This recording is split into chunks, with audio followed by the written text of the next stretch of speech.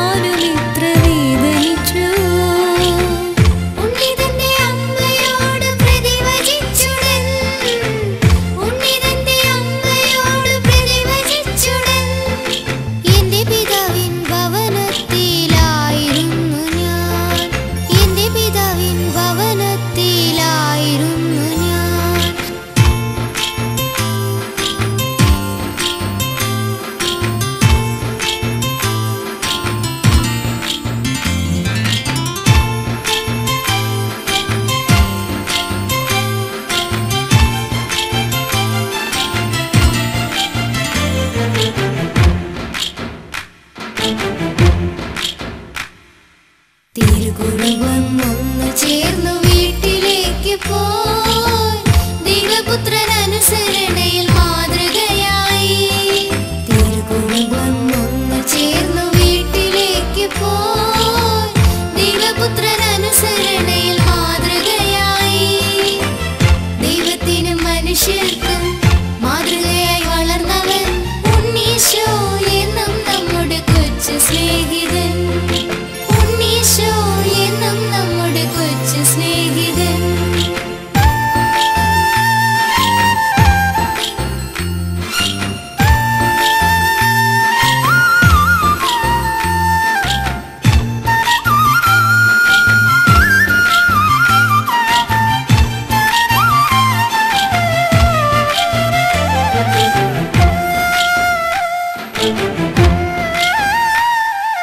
കുഞ്ഞുമക്കൾ ഈശോയെ പോലെയാകണം, പ്രാർത്ഥനയിൽ ദൈവസ്നേഹം അനുഭവിക്കണം.